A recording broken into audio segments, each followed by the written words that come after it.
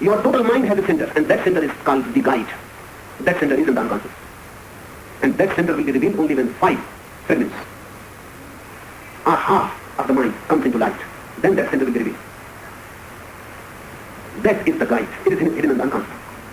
So you need not be afraid of the unconscious. This Freudian unconscious is to be afraid. It is something to be afraid of. But this Freudian unconscious can be thrown out in catharsis. Hence my so much insistence on catharsis. This Freudian unconscious can be thrown in catharsis. Whatsoever you wanted to do and you have not done, do it meditatively. Don't do it to anyone, because that will create a chain of events and you will not be in control. Just do it in vacuum. If you are angry, do it in vacuum.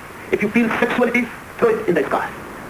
If you feel anything, just allow it to move from your inwards, outwards, expressed. A meditative catharsis will relieve you of the Freudian unconscious. The technique that I am teaching, if it is followed, then Freudian unconscious will simply disappear. And when this Freudian unconscious disappears, only then you can penetrate the real unconscious. It is just in between the conscious and the unconscious. Just a forced.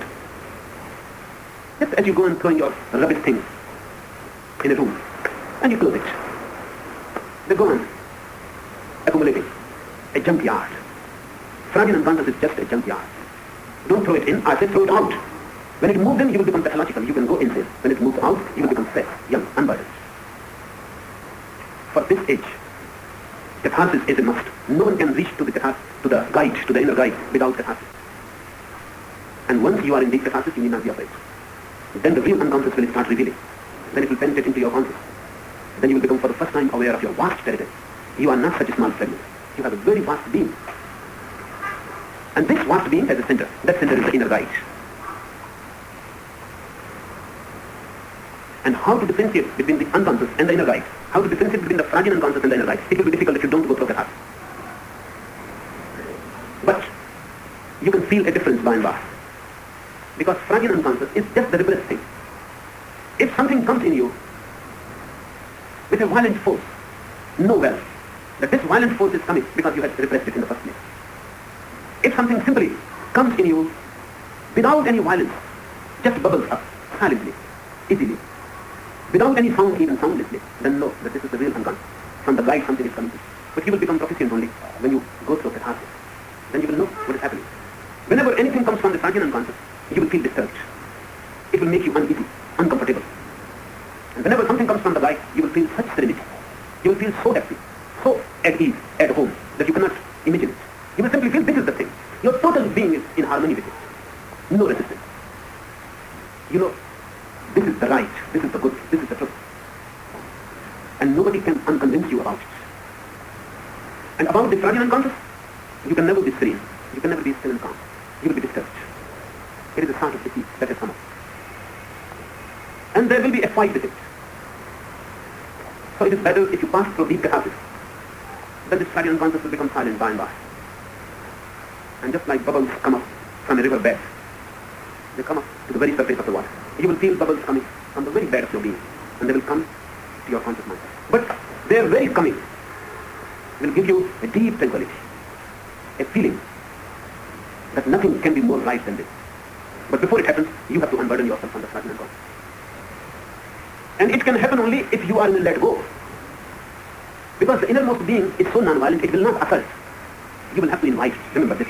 It will not assert. The Freudian unconscious will want to assert. Every moment it is trying to assert. And you are pushing it back. This is the difference. It wants to assert. It wants to become active. It wants to lead you somewhere. It wants to manipulate you. And you are resisting it, fighting it. The real unconscious, the guide, is not assertive. If you allow, if you invite, prayerfully, it will come to you. Just like an invited guest. You have to be in a let go. Only then it will come. When it feels you are ready. When it feels it will not be denied, rejected. When it feels it will be welcomed. Then it will come to you.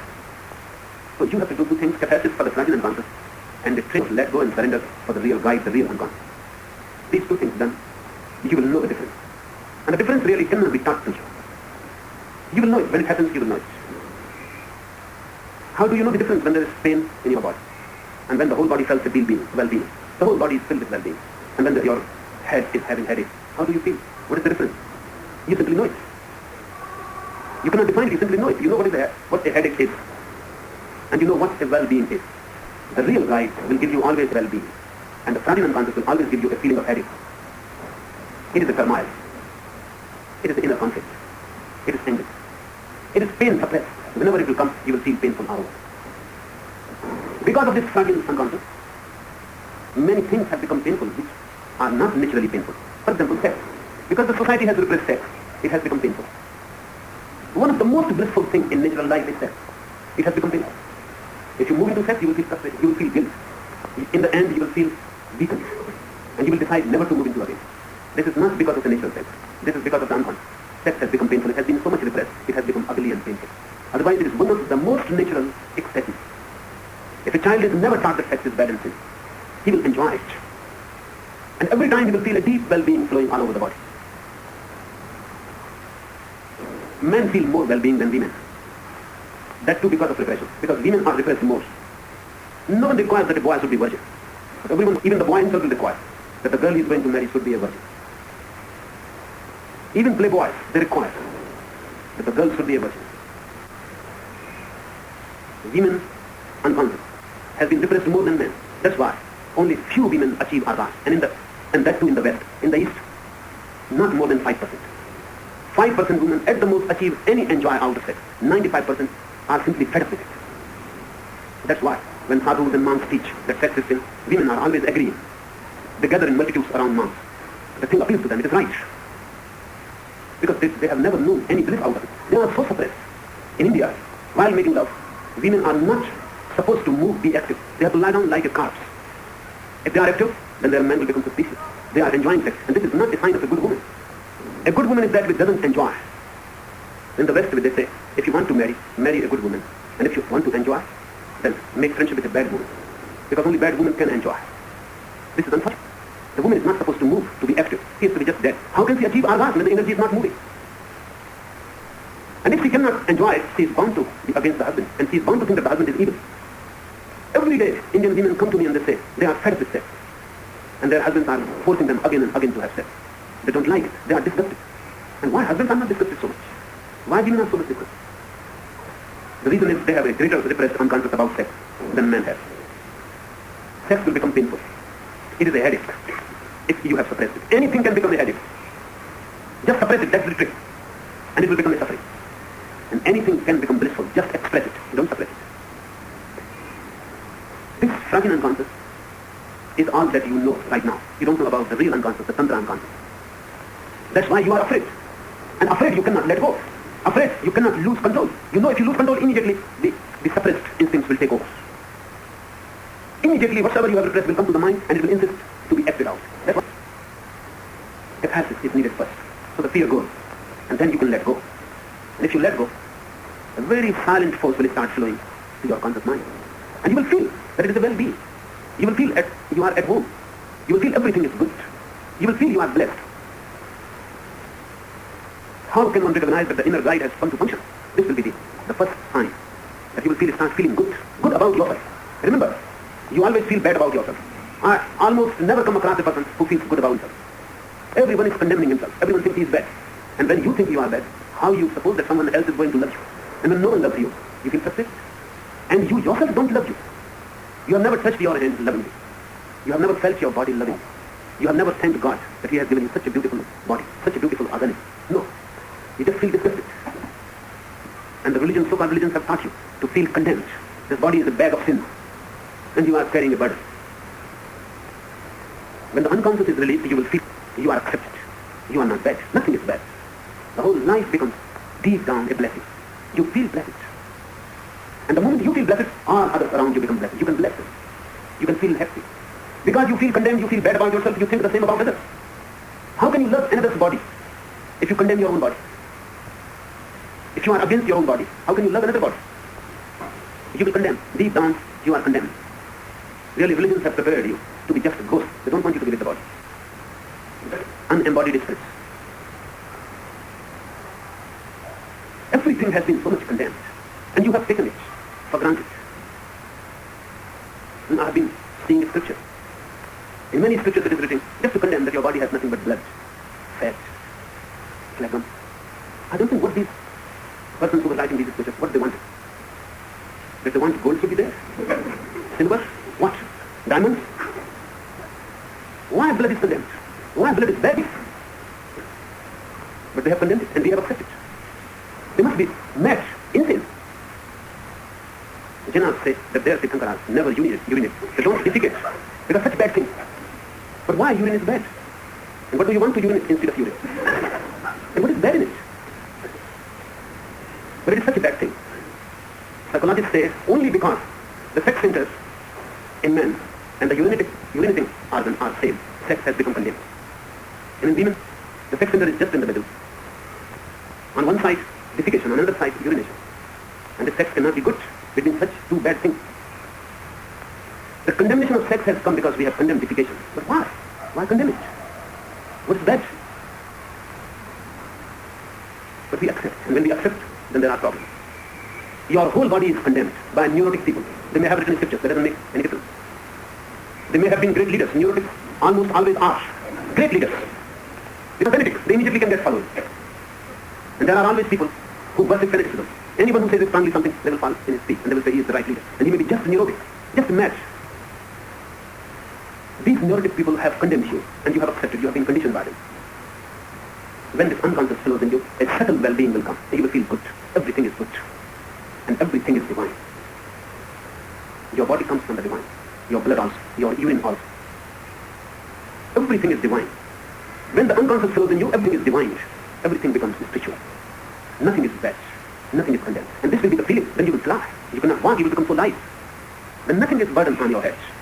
And then you can enjoy small things in a very great way. In a very tribal thing becomes a beauty.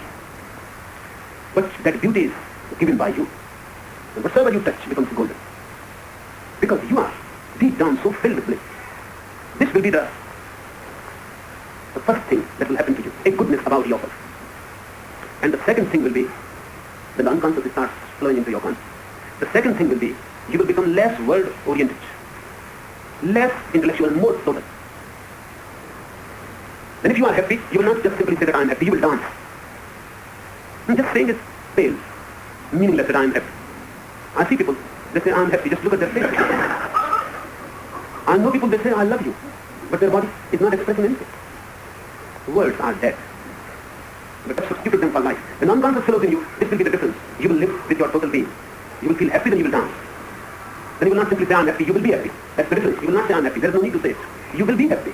Then there is no need to say to someone, I love you. You will be loved. Your whole being will give the feeling. You will vibrate with love.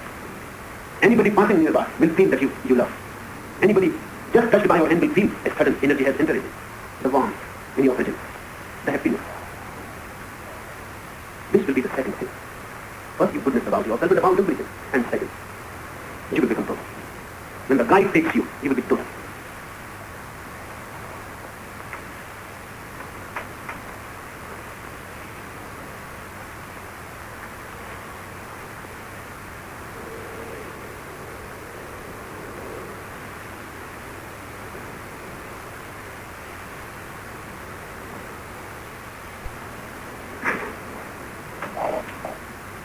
The question, when does intuition start functioning?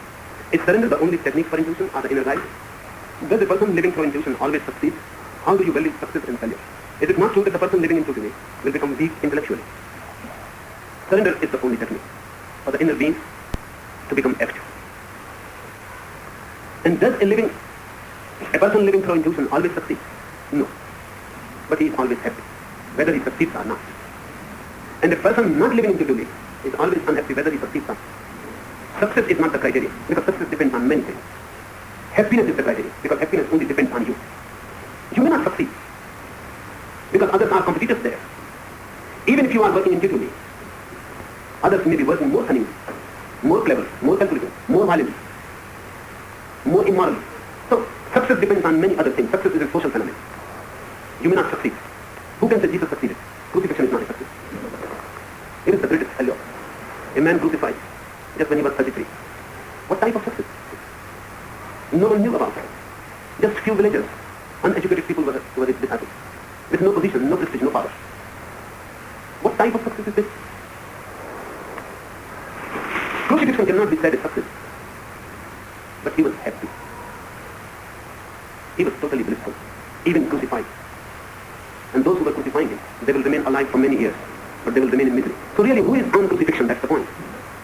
Those who said they were on crucifixion or Jesus who was crucified? Because he is happy. How can you crucify happiness? He is ecstatic. How you can crucify ecstasy? You can kill the body, but you cannot kill the soul. And those who crucified him, they lived. But their life is nothing but a long, slow crucifixion. Misery and misery and misery. So, the first thing, I don't say that if you follow the inner guide, you will always succeed. In the sense, the world recognizes success. But in the sense, the Buddha, Jesus, will recognize success, you will succeed. But that success is measured by your happiness, your bliss. Whatsoever happens is irrelevant. You will be happy.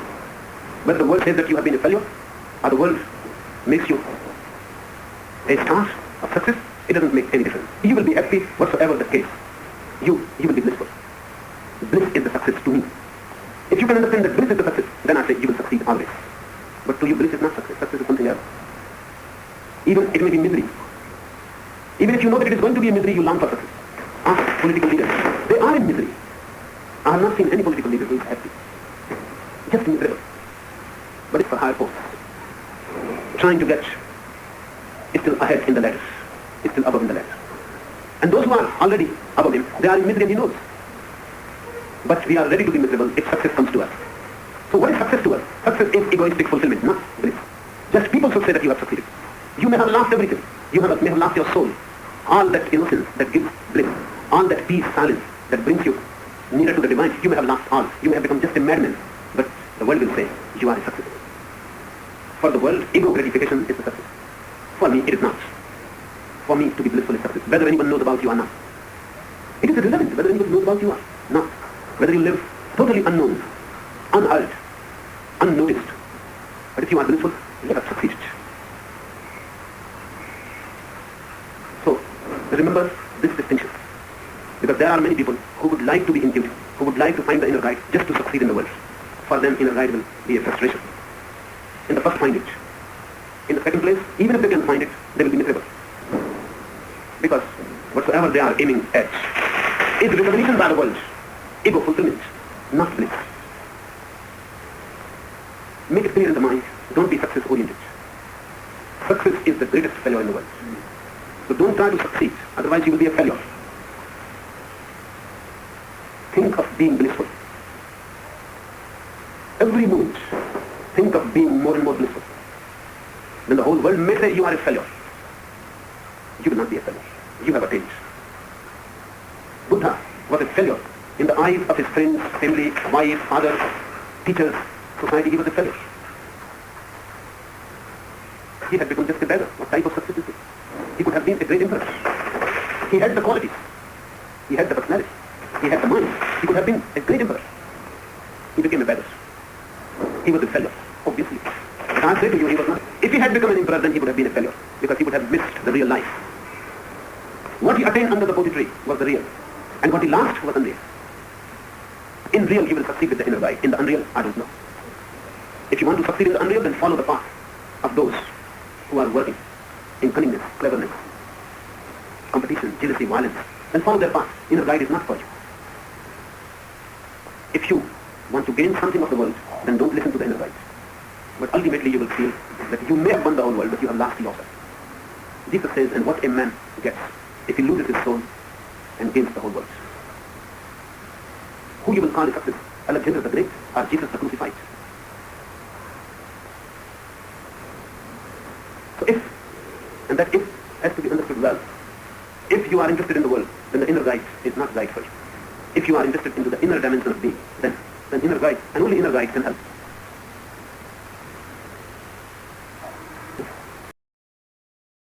A new commentary. Discourse number 39. Given in Bombay, India.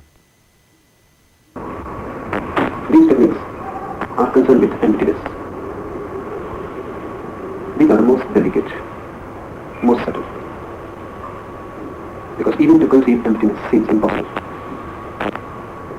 Buddha has used all these 4 techniques for his disciples and bhikkhus. Because of these 4 techniques, he was misunderstood totally. Buddhism got completely uprooted from Indian soil just because of these 4 techniques. Because Buddha said there is no God. Because if there is God, you cannot be totally empty. You may not be there, but the God will be there. The divine will be there. And your mind can deceive you. Because your divine may be just your mind playing tricks. Buddha said there is no soul. Because if there is any soul, Atma, then you can hide your ego behind it. Your ego will be difficult to leave you. If you feel that there is some self within you, and then you cannot be totally empty, because you will be there. Just to prepare a ground for these techniques of emptiness, Buddha denied everything. He was not an atheist, but he appears to be an atheist because he says there is no God. He says there is no soul. He says there is nothing substantial in existence. Existence is empty. Just to prepare a ground for these techniques. And once you enter emptiness, you would have entered all. The divine you may call it, God you may call it, or Atma, soul, whatsoever you like. But you can enter the truth only when you are totally empty. Nothing should be left of you. Hindus thought that Buddha is just destroying religion, because he is teaching irreligion. And people who heard him, even they couldn't follow. Because whenever you go somewhere, you go to seek something. You never go to seek emptiness.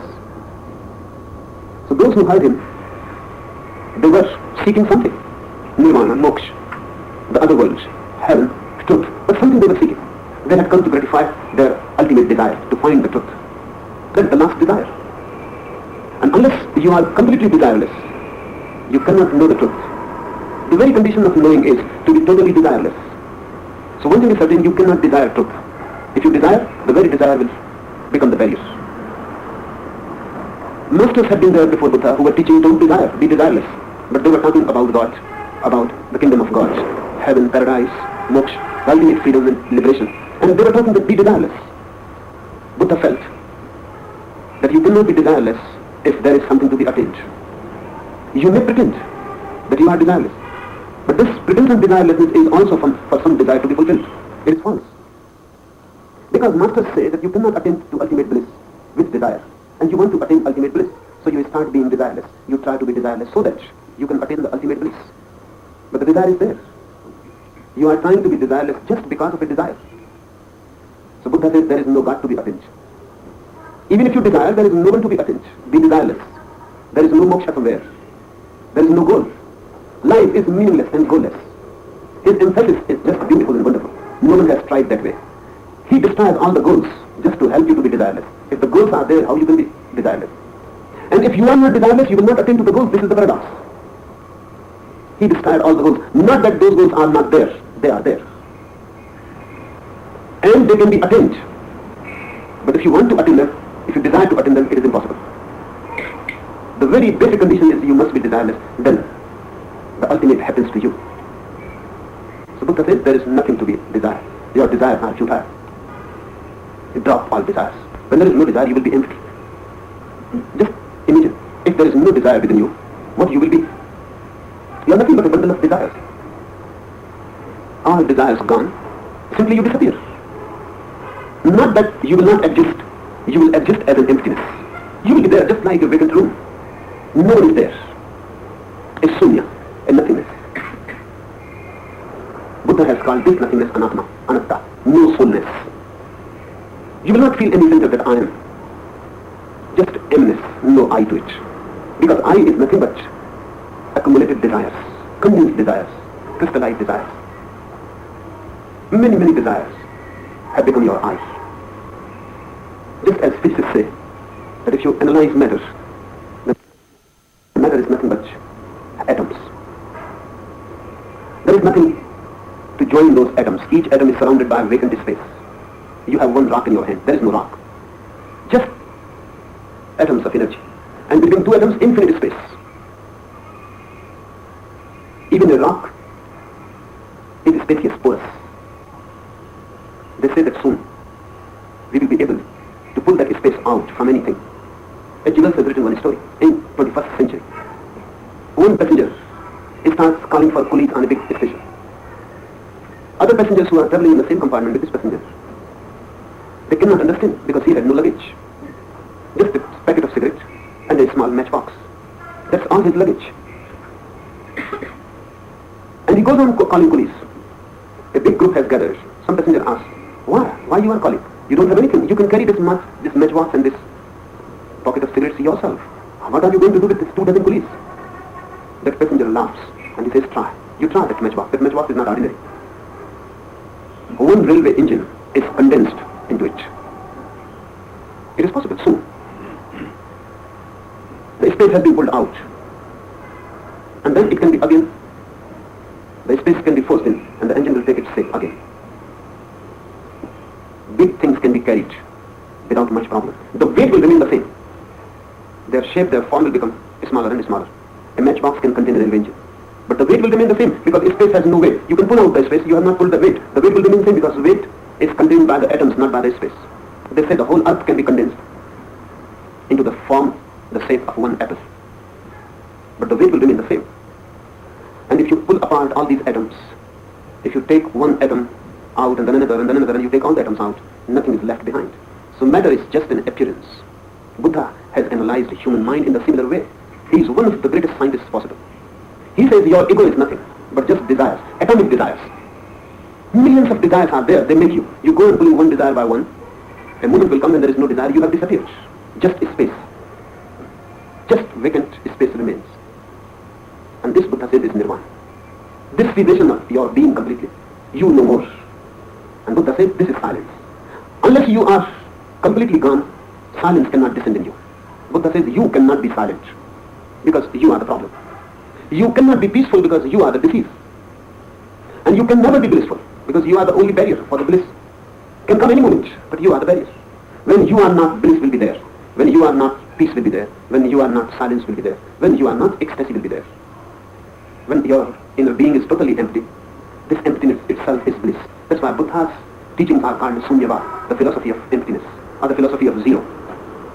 These four techniques are to attain this state of being. Or you can call it a state of no being. There is no difference. You can give it a positive term, as Hindus and Jains have called it soul. You can give it a more appropriate but negative term, as Buddha have called it anatma, no selfness, or no soulness. It depends on you. But whatsoever you call, there is no one to be named and called. Just infinite space. That's why I say these are the ultimate techniques. The most delicate, the most difficult, but the most wonderful. And if you can work with any of these four techniques, you will gain the unattainable. The first technique, suppose your positive form to be an empty room with walls of skin empty. Suppose your positive form to be an empty room with walls of skin, but inside everything empty. This is one of the most beautiful techniques. Just sit in a meditative posture, relaxed. Alone, your backbone is straight and the whole body is relaxed, as if the whole body is hanging on the backbone. Then close your eyes. For a few moments, simply go on feeling relaxed, more relaxed, becoming calm and calmer and calmer. For a few moments, just to be in tune. And then suddenly start feeling your body is just walls of skin. And inside nothing. There is no one inside, the house is vacant. You will feel sometimes thoughts passing, clouds of thoughts moving. But don't think that they belong to you. You are not. Just think they are roaming in a vacant sky. They don't belong to anyone. They don't have any roots. And really this is the case. Just as clouds move in the sky, they don't have any roots and they don't belong to the sky. They simply roam in the sky. They come and they go. And the sky remains untouched, uninfluenced. Feel your body is just walls of skin. And there is no one inside. Still thoughts will continue just because of old habits, momentum. Old cooperation with thoughts, they will go on coming. Just think, they are rootless clouds moving within the space. They don't belong to you, they don't belong to anybody else. There is no one to whom they can belong, you are empty. It will be difficult, because of old habit, nothing else. Your mind would like to catch some thought, be identified with it, move with it, enjoy it, indulge in it. Resist. Just say there is no one to indulge. There is no one to fight. There is no one to do anything with this thought. Within few days, few weeks, thoughts will slow down. They will come less and less. The clouds will start disappearing. Or even if they come, there will be big gaps of cloudless sky when there will be no thought. One thought will pass. Then another will not come for a period. Then another will come and then there will again be an interval. In those intervals you will know for the first time what emptiness is.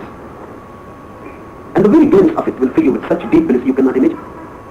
Really, it is difficult to say anything about it because whatsoever is said in language will refer to you and you will not be there. If I say you will be filled with happiness, this is nonsense. You will not be there, so how I can say you will be filled with happiness? Happiness will be there. Just within the four walls of your skin, happiness will be there vibrating and you will not be there. A deep silence will descend on you because if you are not, no one can create disturbance. You always go on thinking that somebody else is disturbing you. The traffic noise on the road, children playing around you, the wife working in the kitchen. Somebody is disturbing you. Nobody is disturbing you. You are the cause of disturbance because you are there. Anything can disturb you. If you are not there, then disturbances will come and pass through the emptiness without touching it. You are there, very touchy. A wound, anything, immediately hurts you. I have heard about one scientific story. Once it happened, after the Third World War, man has died. Now there is no one on the earth. Trees are there, hills are there. And one big tree thought to create great noise, as it used to create in the past. It fell down from a big rock. It did everything that was possible, but there was no noise. Because for noise, your ears are needed. For sound, your ears are needed. If you are not there, sound cannot be created. It is impossible. I am speaking here. I am making sound because you are. If no one is here, I may go on speaking. Sound cannot be created. But I can create because I myself will hear it. If no one is there to hear, sound cannot be created because sound is a reaction of your ears. If no one is there on the earth, the sun will rise, but the sun cannot create light. It seems absurd. We cannot conceive it because we always think the sun will rise and there will be light. No, your eyes are needed. Without your eyes, the sun cannot create light. It will go on rising, it will be futile. The rays will pass in emptiness. There will be no one who can react and can say this is light. Light is a phenomena of your eyes, you react. Sound is a phenomena of your ears, you react. What do you think? The rose is there in the garden. If no one passes, there is no perfume in it. A rose alone cannot create perfume. Impossible.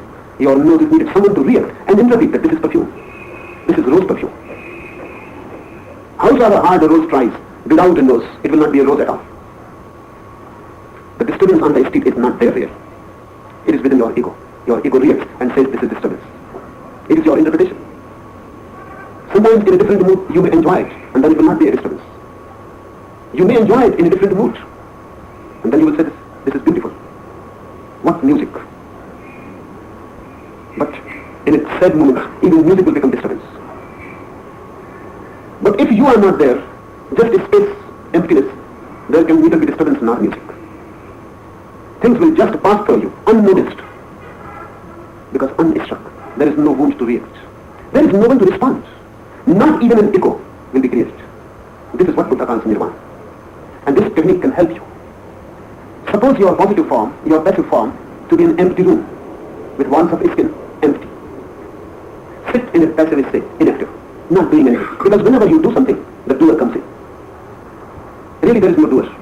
Only because of doing, you imagine. Buddha is difficult. Only because of this. He says a man is walking. Only because of linguistic forms, problems have arisen. We say a man is walking. If you analyze this sentence, it means there is someone who is walking. And Buddha says there is only a process of walking. There is no one who is walking. You are laughing. Because of language, it appears that there is someone who is laughing. Buddha says there is laughter. No one inside who is laughing. When you laugh, remember this and find out one who laughs. You will never find. There is simply laughter. There is no one behind it, doing it. When you are sad, there is no one sad, simply sadness. Look at this. Simply sadness. It is a process. Simply laughter. Simply happiness. Unhappiness. But there is no one behind it. Only because of language. We go on thinking in terms of two. If there is movement, we say there must be someone who has moved the mover. We cannot conceive movement alone. But have you seen ever the mover? Have you ever seen the one who laughs? Buddha says there is life, the process of life. No one inside who is alive. And then there is death. No one dying. For Buddha, you are not a duality. This creates a duality. I am speaking. It seems that I am someone who is speaking. Buddha says there is speaking. There is no one who is making the speech. It is a process, it belongs to no one. But for us it is difficult because our mind is deeply rooted into dualism. Whenever we think some activity, we conceive some actor inside, some doer. That's why passive, inactive form is good in meditation, because then you can fall into emptiness more easily. Buddha says don't meditate, be in meditation. And the difference is vast. I will repeat, Buddha says don't meditate, be in meditation. Because if you meditate, the doer has come. You will go on thinking you are meditating. The meditation has become an act. Buddha says be in meditation. And that means be totally passive, don't do anything, and don't think that there is any doer. That's why sometimes, when the doer is lost in the doing, you feel a sudden upsurge of happiness. That comes because you have become one. A dancer. A A moment comes when dance takes over and the dancer disappears. A sudden blessing, a sudden beatitude, a sudden ecstasy. He is filled with unknown bliss. What has happened? Only the doing remained and the doer was no more. On the war front, sometimes soldiers attain to very deep bliss. It is difficult to conceive because they are so near death. Any moment they can die. In the beginning it makes them afraid. They tremble and fear. But you cannot continue trembling and fearing every day, continuously. One becomes accustomed. One accepts death. Then the fear disappears. And when death is so near, and any wrong movement, and you may be dead immediately, the doer is forgotten. And only duty remains. Only doing remains. And one has to be so much deeply in the doing that one cannot go on remembering that I am. That I am will create trouble. You will miss. You will not be totally in the activity. And life is at stake. You cannot afford duality. Action becomes total. When action is total, you suddenly feel you are happy as you have never been before. Warriors have known very deep springs of joy that ordinary life cannot give to you. That may be the reason why war is so appealing. That may be the reason why Kshatriyas, warriors have attained to moksha more than Brahmins. Because Brahmins were always thinking and thinking, mental activity.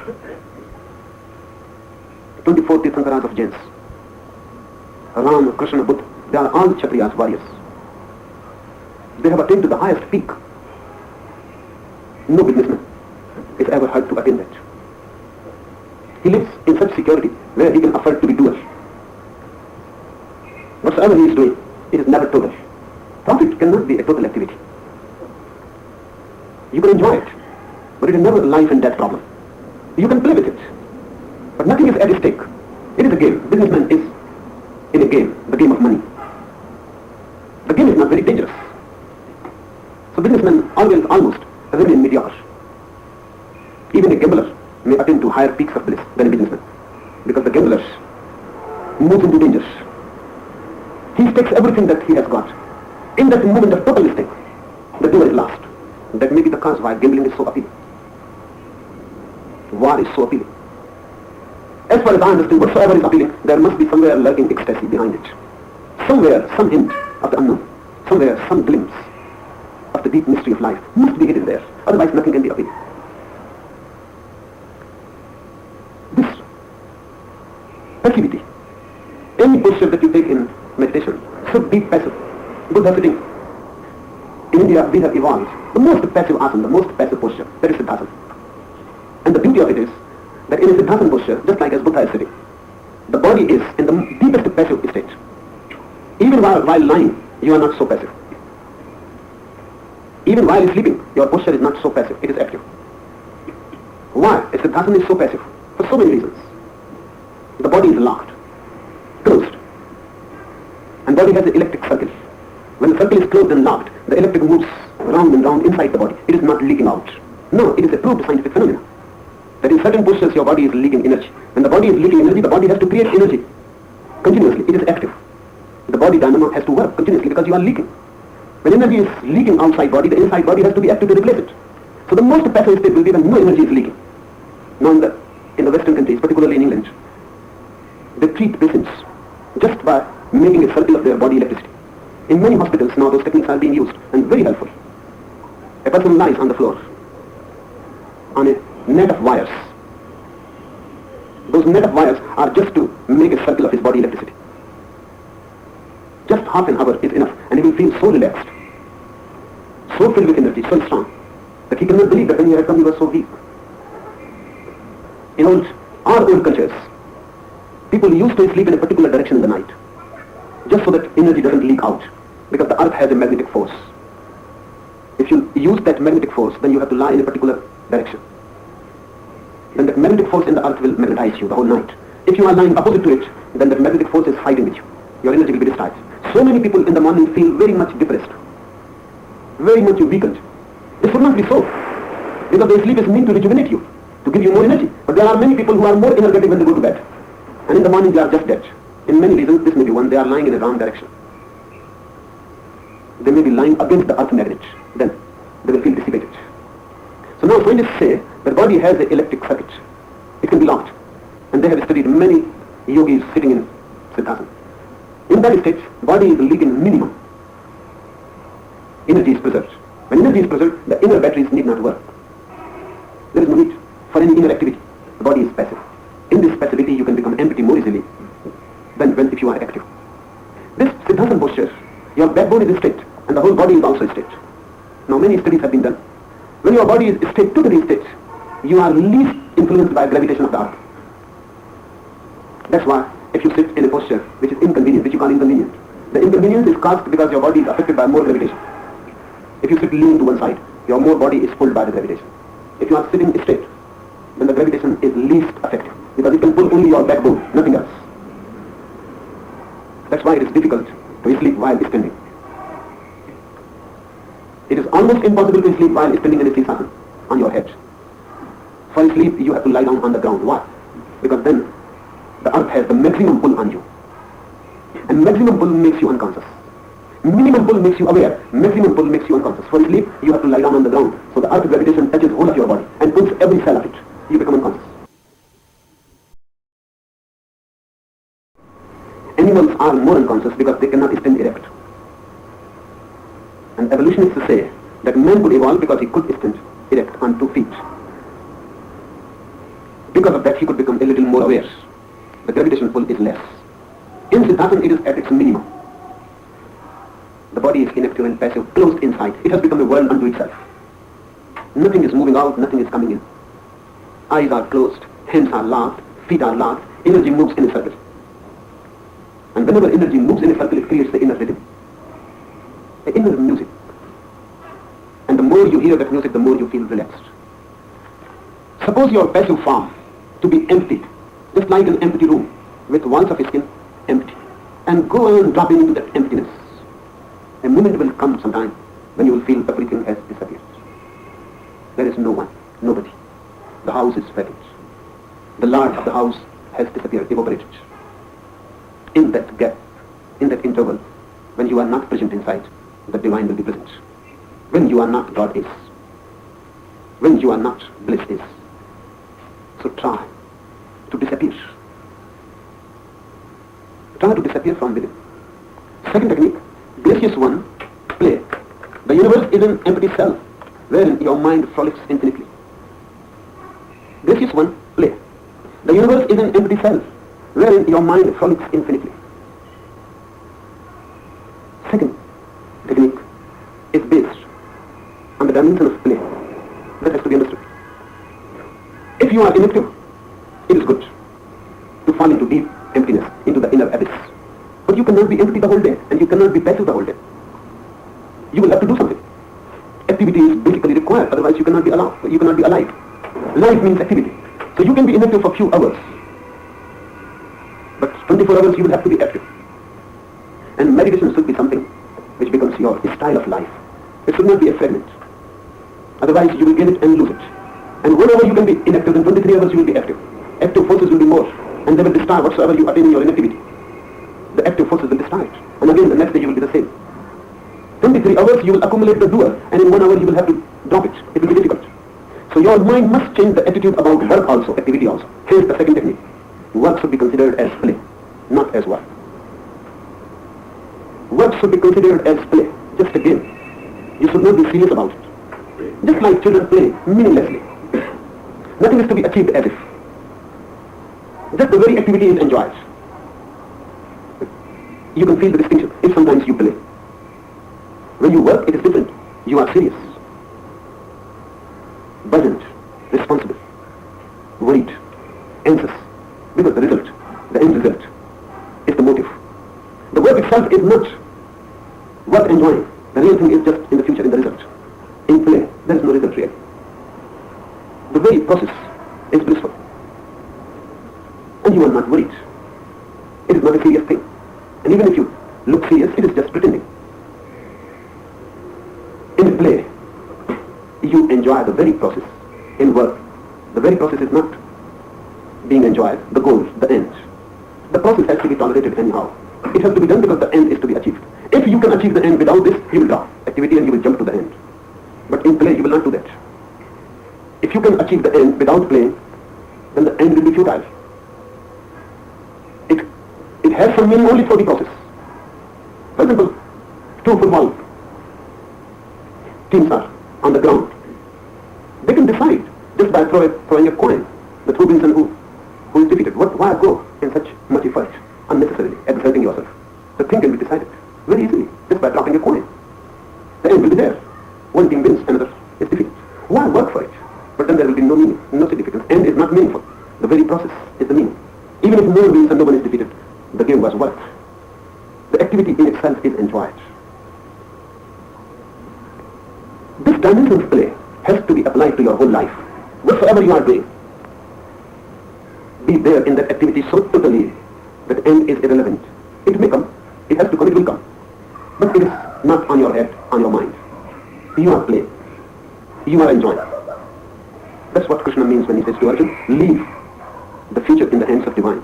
The result of your activity in the hands of divine. You simply do. This simple doing, it becomes a play. That's what Arjuna finds difficult to understand. Because he says, if it is just play, then why kill? Why fight? He understands what work is. He cannot understand what play is. And Krishna, his whole life is a play. You cannot find such a non-serious man anywhere. His whole life is just a play, a game, a drama. He is enjoying everything, but he is not serious about it. He is enjoying it intensely, but not worried about the result, what happens, that is irrelevant. To understand Krishna, it is difficult for Arjuna, because he calculates. He thinks in terms of the end result. He says in the beginning of Gita that this whole thing seems to be absurd. On both the sides, my friends, my relatives are standing to fight. Whosoever wins, it will be a loss. My family, my friends, my relatives will be distracted. Even if I win, it will not be worth. Because to whom I am going to show my victory? Victories are meaningful because friends will enjoy, relatives, families. There will be no one. The victory will be just over dead bodies. Who will appreciate it? Who will say, Arjuna, you have done a great deed? So whether I am victorious or I am defeated, it seems absurd. The whole thing is nonsense. He wants to renounce. He is dead serious. And anyone who calculates will be dead serious. The setting of Gita is unique. War is the most serious affair. You cannot be playful about it because lives are involved, millions of lives are involved. You cannot be playful. And Krishna insists that even there, you have to be playful. You don't think about what will happen in the end. You just be here and now. You just be a warrior playing. You don't get worried about the result. The result is in the hands of the divine. That is not the point whether the result is in the hands of the divine or not. The point is it should not be in your hands. You should not carry it. If you carry, then your life cannot become meditative. This second technique says this is one play. Let your whole life be just a play. The universe is an empty cell, wherein your mind frolics infinitely. Your mind goes on playing infinitely. The whole thing is just like a dream into an empty room.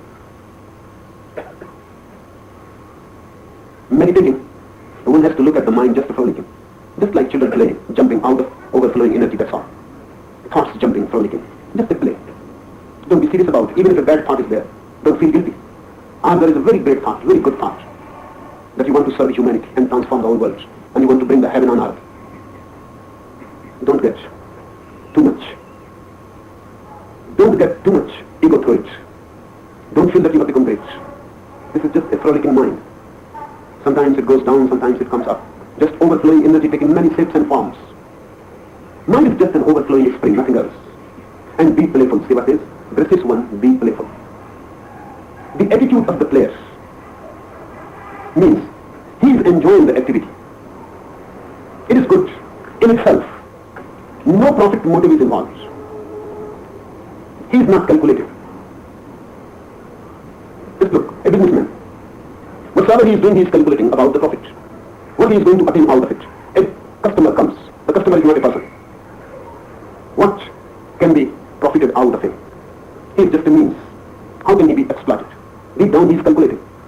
What is to be said, what is to be done is everything calculated. Just to manipulate. Just to exploit. He is not concerned with this person. He is not concerned with the deal. He is not concerned with anything. He is concerned only for the future, the profit. Look in the east. Still, in the villages. Even a businessman is not just a profit maker. And the customer has not come just to purchase something. They enjoy it. I remember my old grandfather. He was a glass merchant. And I was puzzled. My whole family was puzzled because he enjoyed it so much. Others together It was a game with the customers. Something worth 10 rupees, and he will ask 50 rupees for it. And he knows this is absurd. And his customers knew, and they know that it must be near about 10 rupees, and they will start from 2 rupees, and long giggling will follow. Hours together, my father, my uncles will get angry. What is going on? We simply say, what is the price? But he had his own customers. When they will come, they will ask, where is Dada? Where is grandfather? Because with no one. With him it is a game, a play. Whether we lose 1 rupee or 2 more or less, that's not the point. But they enjoyed it. The very activity in itself was something worth pursuing. 2 persons communicating through it. 2 persons play a game. And both know it is a game. A fixed price is possible. In the West now they have fixed prices because they are more calculating and more profit motivated. They cannot conceive why waste time.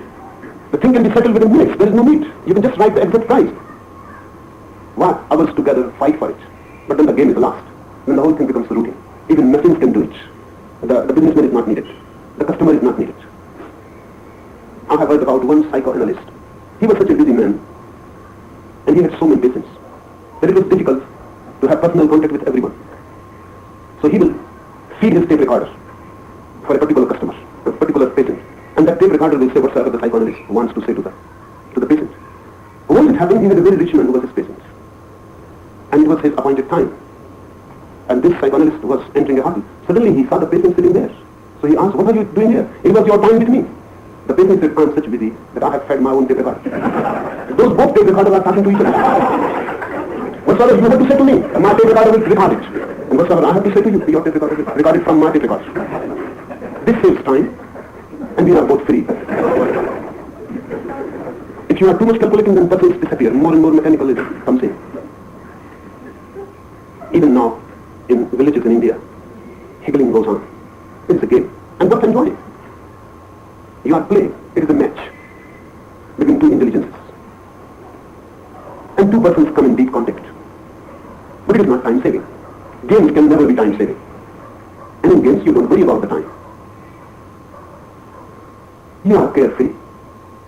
And whatsoever is going on, you enjoy it right in that moment. Being playful is one of the deepest bases of all meditative processes. But we are business-like. We are trained for it. So even when we meditate, we are looking for the end, for the result. And whatsoever happens, you will be unsatisfied. People come to me and say, yes, meditation is growing, progressing. I'm feeling more happy, a little more silent, at ease. But nothing else is happening.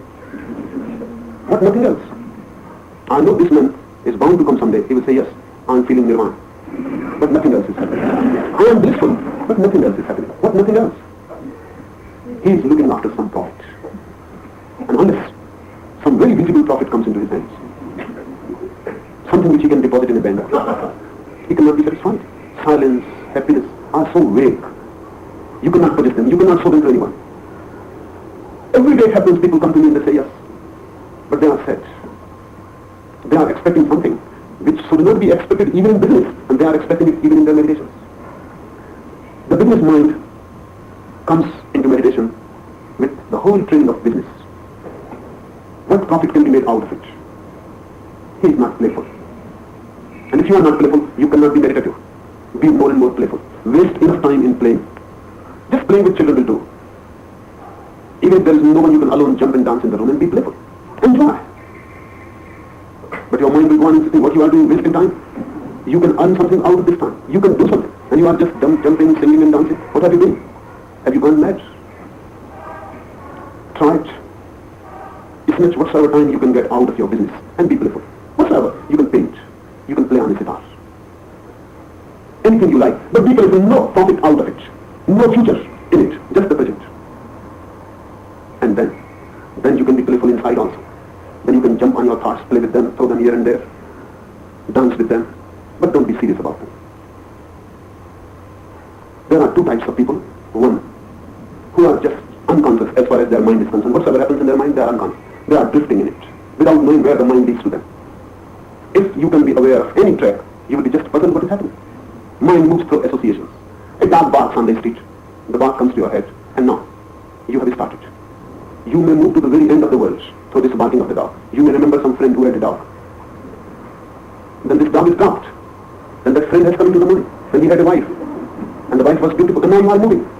And you can go to the very end of this world, and you will never remember that just a dark prey pricked on you, just barked, and put you on the track, and you started to move. And you will be simply feel awkward. What scientists say about it? They say that this track is fixed in your mind. If the same dog, in the same situation, barks again, you will follow this track again. The friend, the dog, the wife beautiful, and you will go again. Now they have tried many experiments with electrodes on the human brain. They touch a particular spot in the brain. Then a particular memory is released. Suddenly you see you are 5 years old playing in a garden, running after a butterfly. And then the whole sequence, and you feel pleasant, everything nice. The air, the garden, the smell, everything comes alive. It is not simply memory, you relive it. Then the electrode is pulled out, the memory stops. Again the electrode touches the same spot, the same memory starts again. You are again 5 years old, in the same garden, the same butterfly, the same smell, the same sequence of events. Electrode is pulled out, the memory disappears. Put the electrode in the same spot, the memory again. Just as if you are remembering something mechanical. And it always starts from the beginning and ends to a particular end. Again, it starts from the beginning. Just like as you record something on the tape record. And your brain has millions of memories, millions of cell recording. And this is all mechanical. These experiments in human brain are very strange and very revealing. And this memory can be revived again and again, again and again. One experimenter tried for 300 times, and the memory will come the same. It is recorded. And again when he tried, the person on whom the experiment was done became aware, and he felt very, very weird, because he is not the master. He cannot do anything. When the electrode touches, the memory starts. He has to see it. 300 times by and by, he became a witness. He started seeing it. But then he was aware that he is different and this memory is different. This experiment can be helpful, very helpful for meditators. Because then you know your mind is nothing but a mechanical recording around you. You are separate. And this mind can be touched. Now scientists say that sooner or later, we will cut all the centers which give you anguish, anxiety. Because again, the same thing touches, and the whole thing has to be lived. I have been trying with many disciples, many experiments. The same thing, do the same thing, and then move in the same vicious circle. Again and again, again and again. Unless they become a witness that this is a mechanical thing. You are aware. Say to your wife the same thing. After every week, the same thing, and she will react. Again, after 7 days, when she has forgotten, say the same thing. She will react, and then record. The reaction is going to be the same. You know, your wife knows. A pattern becomes fixed. And then it goes on. Even a dog can move your pattern just by barking. Something is hit, one electrode has entered. You have started on a journey. If you are playful in life, then you can be playful inside with the mind also. Then look, as if you are watching something on a TV screen. You are not involved. You are just a spectator, onlooker. Look and enjoy it. Don't say good, don't say bad, don't condemn, don't appreciate, because those are serious things. A naked woman comes on the screen. Don't say this is bad. Some devil is playing trick upon you. No devil is there to play trick upon you. Look at it as it's just on the screen, a film screen. And be playful about it. Say to the lady, wait. Don't try to push her out, because the more you push out, the more she will come. Ladies are difficult. And don't follow her. If you follow, then you will be in trouble. Don't follow, don't fight. This is the rule. Just look and be playful. Just say a good hello or good morning, and just look. And don't be disturbed at all. Let the lady wait. She will go by herself as she has come. She moves on her own. She is not related to you. Just something in the memory. Struck by some situation, she has come there. Just a picture. Be playful with it. If you can be playful with your mind, the mind will drop very soon. Because mind can be there only if you are serious. Seriousness is the link, the bridge. Gracious one, play the universe. The universe is an empty cell wherein your mind frolics infinitely. Third technique, sweet-hearted one, meditate on knowing and not knowing, existing and not existing, then leave both aside that you may be. Meditate on knowing, then on not knowing, existing and not existing. Meditate on the positive aspect of life, and then on the negative. Then put aside both, because you are neither. Then leave both aside that you may be. Look at it in this way.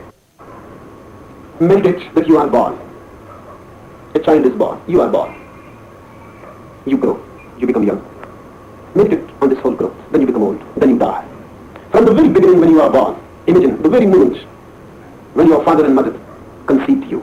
Into the womb of the mother you came. Just the first cell. From there, look to the very last, when your body is burning on a funeral pyre and all your relatives are standing around you. And then put aside both. The one who was born and the one who has gone dead. Just put aside both and then look with it. There you are, who is never born and who is never going to die. Knowing, not knowing, existing, not existing, then leave both aside that you may be. You can do it on any positive, negative polarity. Any. You are sitting here, I look at you, I know you. Then I close my eyes, you are no more there, I don't know you.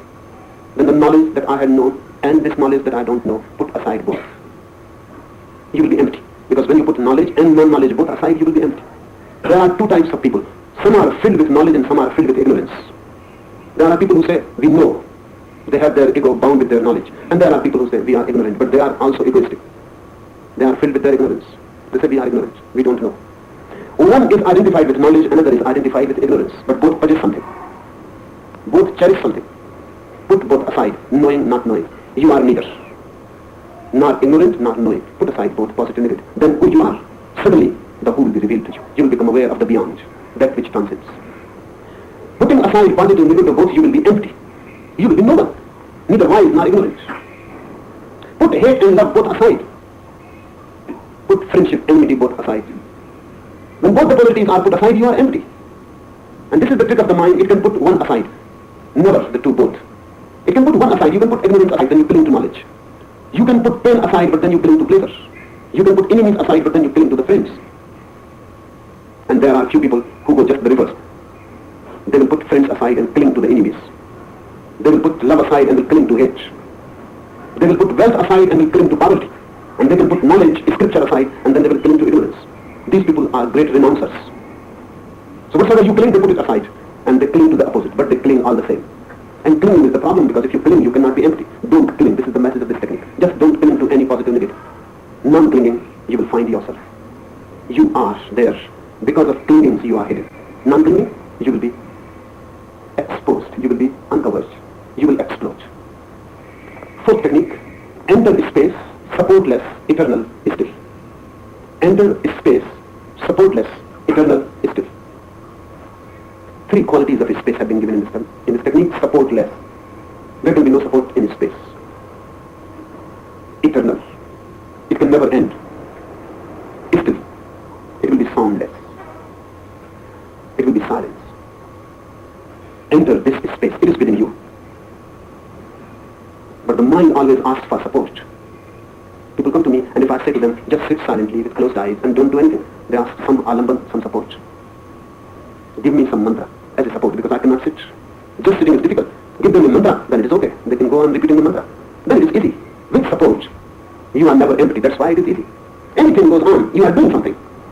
Doing, the doer remains. Doing, you are filled. You may be filled with Om God, Om, Ram, Jesus, Ave Maria, or anything. You may be filled with anything.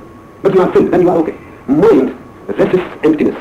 It wants always to be filled by something else, because if it is filled, it can be. If it is not filled, it will disappear.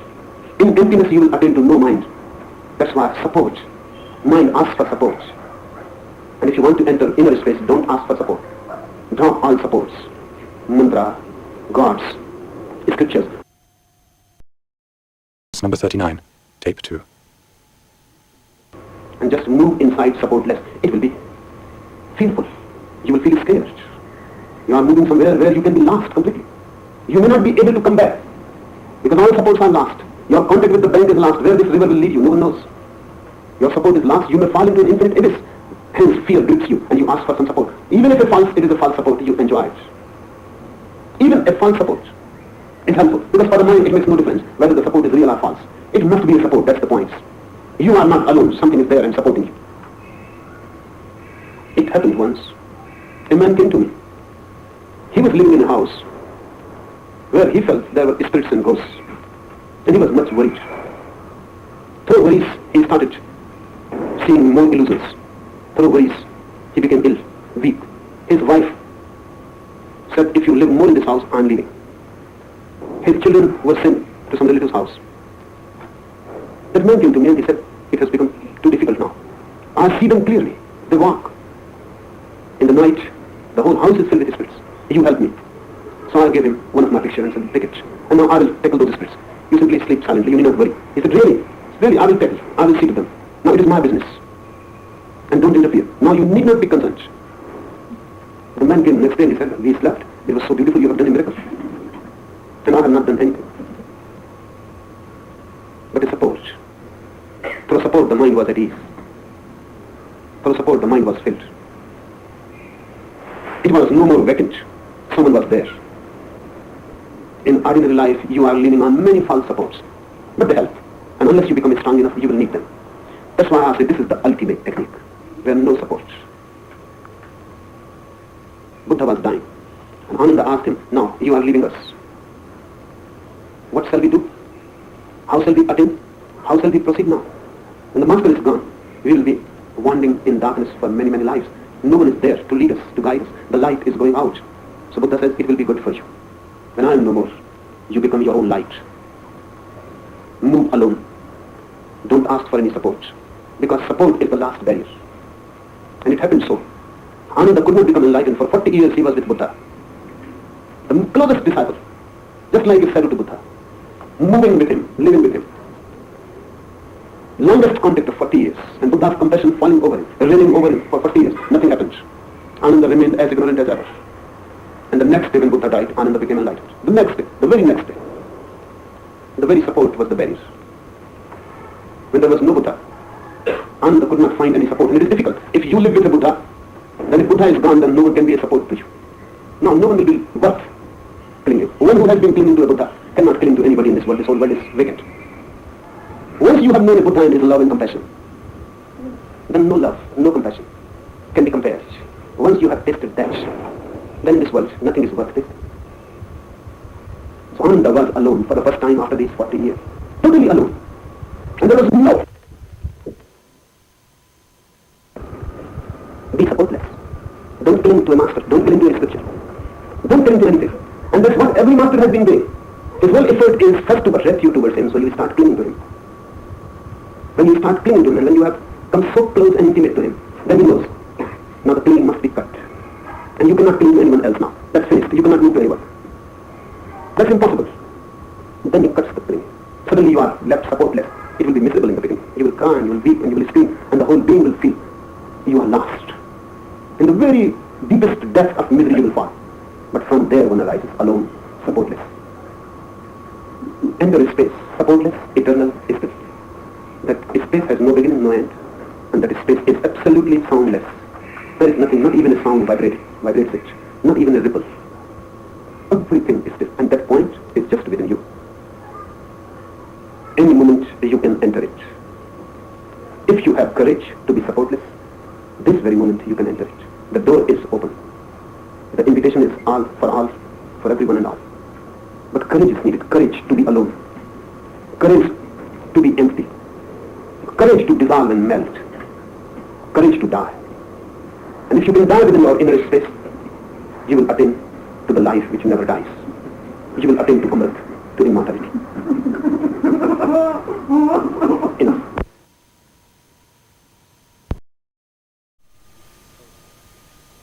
The Book of the Secrets, a new commentary. Discourse number 40. Given in Bombay, India. The first question. You said that really there is no one inside us. There is only a void and emptiness. But then why do you often call it the being, the center? Being or non-being, nothing or all. They look contradictory, but they both mean the same. All and nothing mean the same. In dictionaries, they are opposites, but in life they are not. Look at it in this way. If I say that I love all, or if I say I love none, it means the same. If I love someone, the only difference is made. If I love all, it means the same, that I love none. There is no difference then. The difference is always in degrees, relative. And these both are two extremes. There are no degrees. The total and the zero, they have no degrees. So you can count the total as zero, or you can count the zero as total. That's why some enlightened persons have called that inner space, emptiness, sunya, the void, nothingness, non-being, anahma. And some have called that inner being, the absolute being, the Brahman, Atma, the Supreme Self. These are the two ways to describe it. One is the positive, another is the negative. Either you have to include all, or you have to exclude all. You cannot describe it with any term which is relative. Absolute term is needed. So both the contradictory poles are absolute terms. But there have been some enlightened persons who have remained totally silent. They have not called it anything. Because whether you call it being or non-being, whatsoever you call, the moment you give it a name, a term, a word, you have erred. Because it includes both.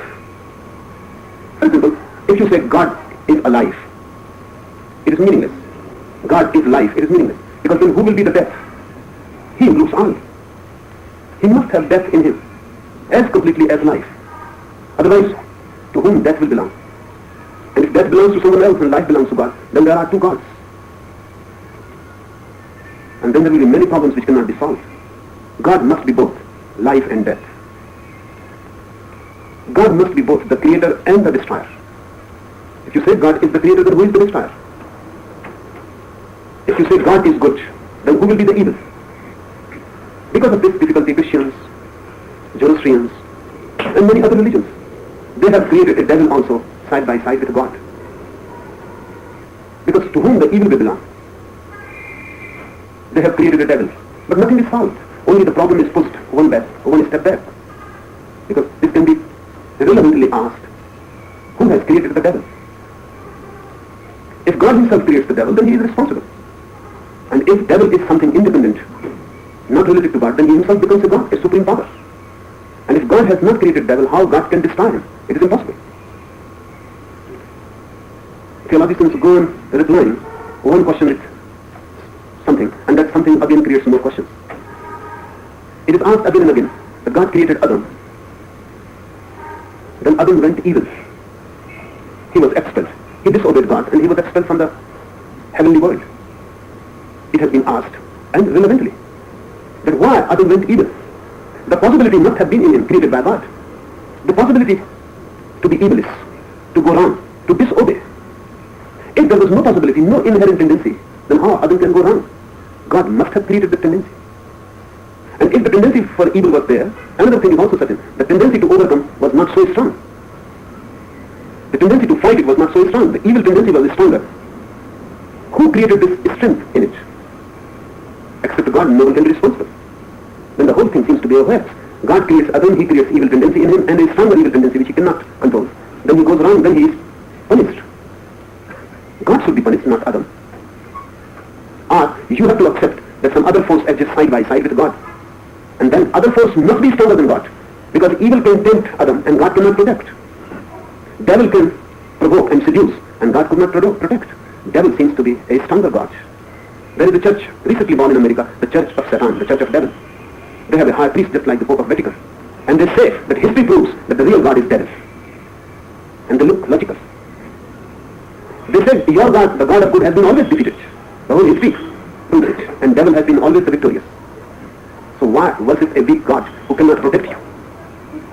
It is better to follow a strong God who can seduce you, who can protect you also, because he is stronger. The Church of Devil is now a growing church. And they seem logical. This is what history proves. This duality to save God from the negative pole creates problems. In India, we have not created the other pole. We say God is both, the creator and the destroyer. The good and the bad both. This is difficult to conceive. Because the moment we say God, we cannot conceive that he can be bad. But in India, we have tried to penetrate the deepest mystery of existence. That is oneness. Somehow good and bad, life and death, negative and positive, meet somewhere. And that meeting point is existence, oneness. How you will cut that meeting point? Either you will have to use a positive term or a negative. Because we don't have any other terms. If you use positive term, then you call it being with a B capital. God. Absolute. Brahma. Or if you want to use a negative term, then you call it nirvana. Nothingness. Sunya. Non-being. Anatma. Both indicate towards the same. He is both. Your inner being is also both. That's why sometimes I call it being and sometimes I'll call it non-being. It is both. It depends on you. If the positive appeals to you, then call him being. If the negative appeals to you, then call him non-being. It depends on you. Whatsoever feels good Whatsoever you feel will give you maturity, growth, evolution. Call that. There are two types of persons. One who cannot feel any affinity with negativity. The other type who cannot feel affinity with the positive. Buddha is the negative type. He cannot feel affinity with the positive. He feels affinity with the negative. He uses all negative terms. Sankara doesn't feel affinity with the negative. He calls the ultimate reality with positive terms. And both say the same thing. Buddha calls it Sunya and Sankara calls it Brahma. Buddha calls it the void, nothing, and Sankara calls it the absolute, the all. But they are exactly saying the same thing. Ramanuja, one of Sankara's greatest critics, says that Sankara is just a hidden Buddhist. He appears only a Hindu, he is not. Because he uses positive terms, that's all the difference there is.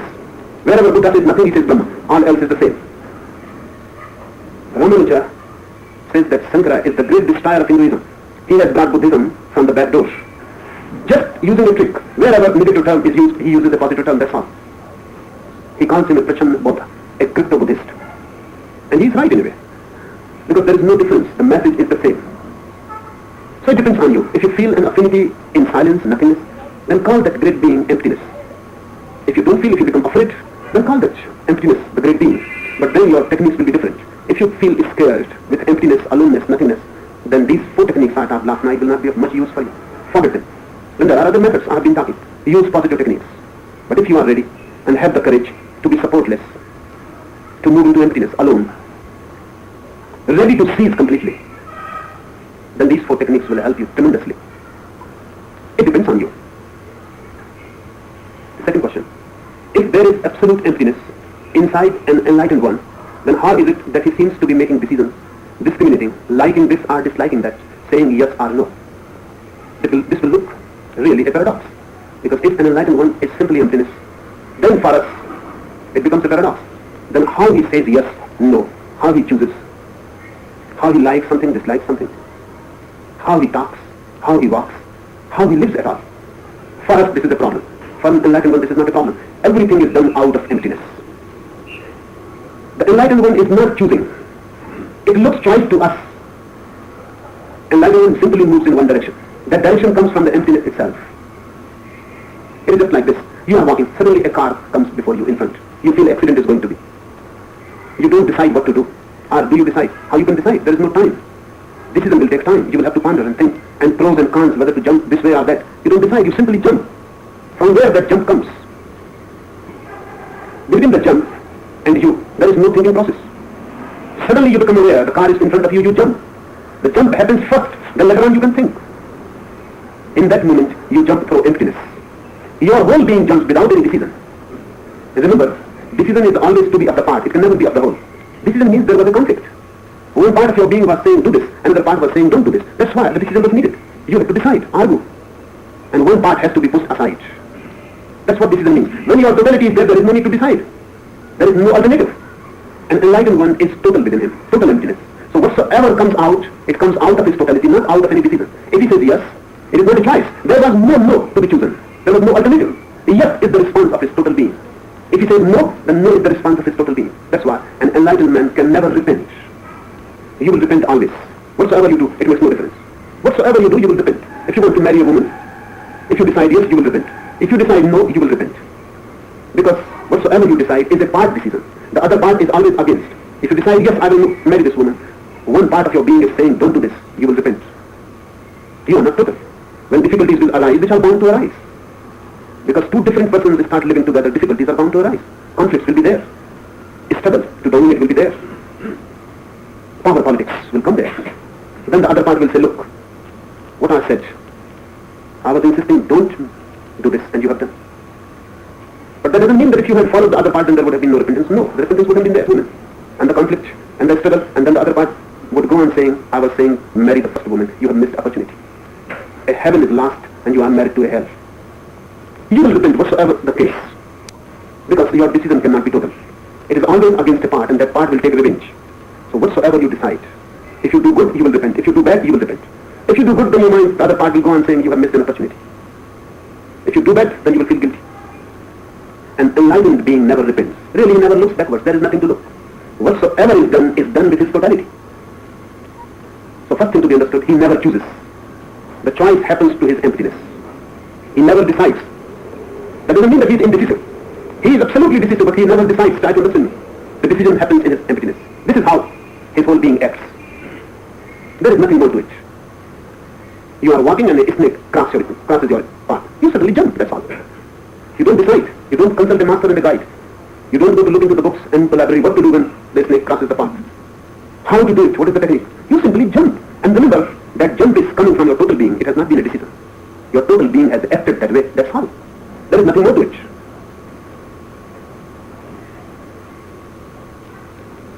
An enlightened one seems to you that he is choosing, deciding, discriminating, because you are doing this every moment. And you cannot understand something which you have not known at all. An enlightened one happens to be doing things without any decision, without any effort, without any choice. He is choiceless. But that doesn't mean that if you give him food and stones, he may start eating stones.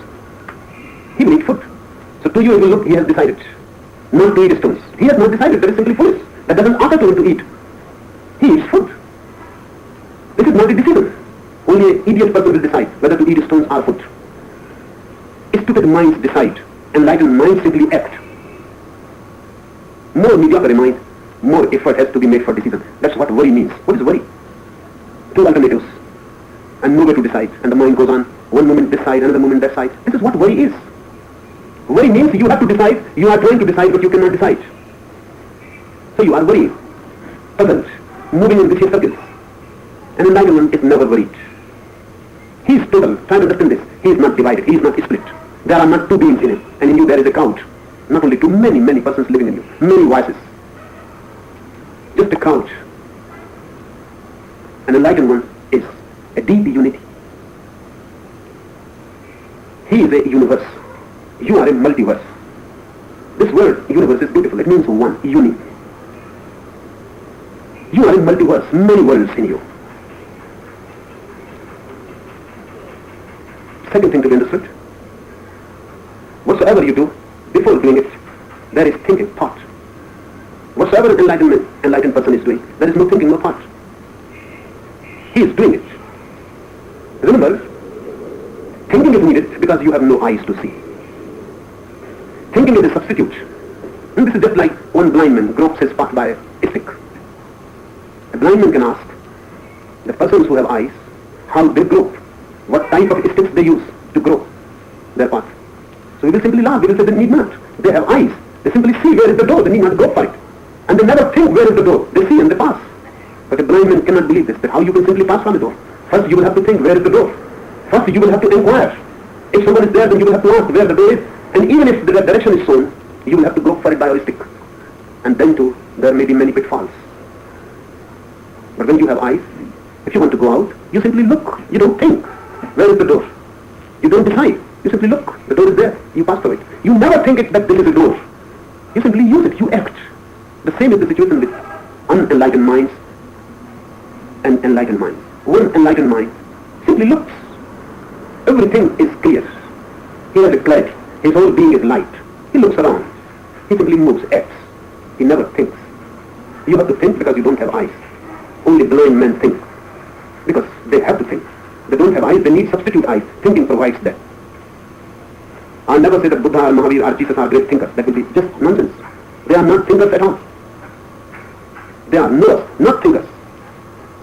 They have eyes. They can see. And through their seeing, they act. Whatsoever has come out of a Buddha, it has come out of emptiness, not of a mind filled with thoughts. It has come out of an empty sky. It is the response of emptiness. But for us, it is difficult, because nothing comes to us that way. We have to think about it. If someone asks a question, you have to think about it. And even then you can never be certain that whatsoever you are saying is the answer. A Buddha answers, doesn't think. You question and the emptiness simply responds. That response is not a thought over thing. It is a total response. His being behaves that way. That's why you cannot ask from Buddha consistency. You cannot ask. Thought can be consistent.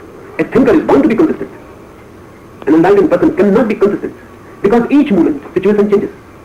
And each moment things come out of his emptiness and he cannot force He cannot think. He does not really remember what he said yesterday. Every question creates a new answer, and every question creates a new response. It depends on the questioner. Buddha enters in a village. One man asks, "Is there God?" And Buddha says, "No." In the afternoon, another man asks, "Is there God?" And Buddha says, "Yes." And in the evening, third one asks, "Is there God?" And Buddha remains silent. Just in one day. In the morning, no. In the afternoon, yes. In the evening, he is silent. No, yes, no, no. His disciple Ananda became puzzled. He had heard all the three. In the night when everyone had retired, he asked Buddha, "Can I ask you a question?" Just in one day, you have answered one question in three ways. Not only differently, contradictory. My mind is puzzled. I cannot sleep if you don't answer me. What do you mean? In the morning you say yes, in the afternoon no. In the evening you remain silent. And the question was the same. Buddha said, but the questioners were different. And how different questioners can ask the same question? This is really beautiful. Very deep. He says how different questioners can ask the same question. A question comes out of a being. It is a growth. If the being is different, how the question can be the same? In the morning, when I said yes, the man was an atheist who was asking. He had come to get my confirmation that yes, there is no God. And I cannot confirm his atheism because he is suffering because of his atheism. And I cannot be a part in his suffering. I wanted to help him. I said, yes, God exists. That's how I tried to destroy his so-called atheism. In the afternoon, when the other person was there, he was a theist. And he is suffering through his theism. I couldn't say yes to him because that will be a confirmation. And he had come for it, to be confirmed.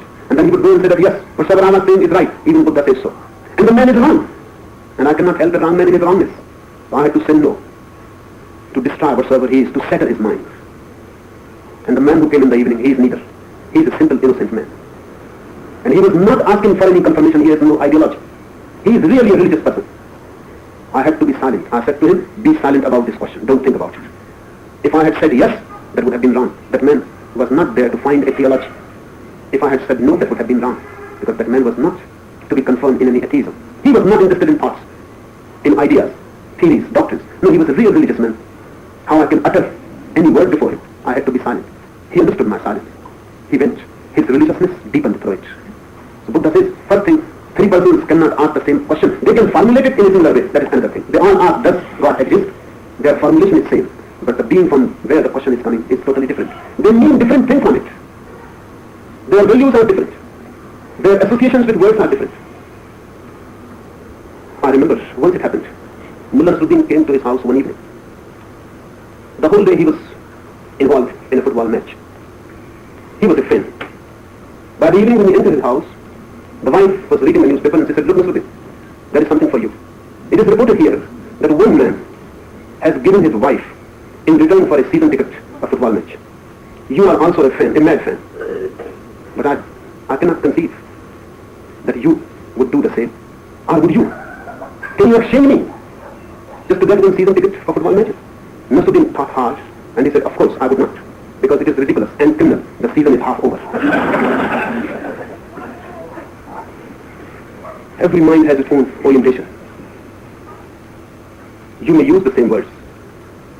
Because you are different, those same words cannot be same. And then the second thing Buddha said, and that is even more significant. He said, Anand, and why you are disturbed? You are not a party. You should not listen, because not a single answer was given to you. You should remain indifferent, otherwise you will go mad. Don't move with me. Because I will be involved with so many types of persons. And if you listen to everything that is not said to you, you will get confused and crazy. You just leave me. Otherwise, remember, when I speak to you, only listen then. Otherwise, don't listen. Whatever I say is not your business. It was not said to you. And it was not your question at all. So why you should be worried? You were not related. Someone has asked, someone else has replied. Why you are unnecessarily worried about it? If you have the same question asked, and then I will answer. But remember, my answers are not to the questions, but to the questioners. I respond. I look at the man. I see through the man. The man becomes transparent, and then this is my response. The question is irrelevant. The questioner is relevant. You cannot ask consistently from an enlightened person. Only unenlightened, ignorant persons can be consistent. Because they don't have to look. They just follow some idea, dead idea they carry. And they consistently carry. Their whole life they will carry something. And they will remain consistent to it. They are stupid. That's why they can remain consistent. They are not alive, they are dead. Aliveness cannot be consistent. That doesn't mean that it's wrong. Aliveness is consistent very deeply, but not on the surface. Buddha is consistent in all the three answers. But his consistency is not in the answers. His consistency is in his effort to help. He wanted to help the first man. He wanted to help the second man. He wanted to help the third man. For all the three, compassion was there, love was there. He wanted to help them. That is his consistency, but that's the deep current. His words are different, his answers are different, but his compassion is the same. So when an enlightened person speaks, answers, that answer is a total response of his emptiness, of his being. He echoes you. He reflects you. He is a mirror. He has no face of his own. Your face is mirrored in his heart.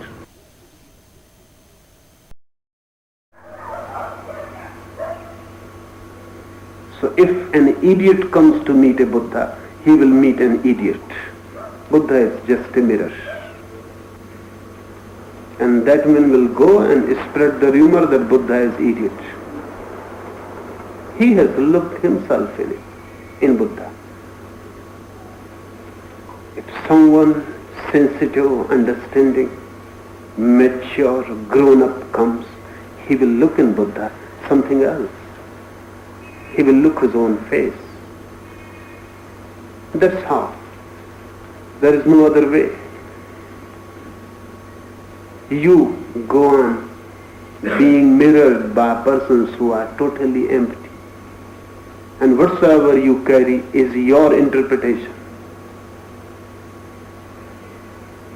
So it is said in old scriptures that when you reach to an enlightened person, remain totally silent. Don't think, otherwise you will miss the opportunity of meeting him. Just remain silent. Don't think. Absorb him. But don't try to understand him through your head. Absorb him. Drink him. Allow your total being to be open to him. Let him move within you. But don't think about him, because if you think, then your mind will be echoed. Let your total being be bathed in his presence. Only then a glimpse you will have of what type of being, of what type of phenomena you have come in contact. Many come to Buddhas. They come and go. They carry their own opinions. And they go on and they spread. Very few, rarely, very few understand. And that's how it should be. Because you can understand only according to you. If you are ready to melt and change and be transformed, only then you can understand what an enlightened person is or enlightened being is.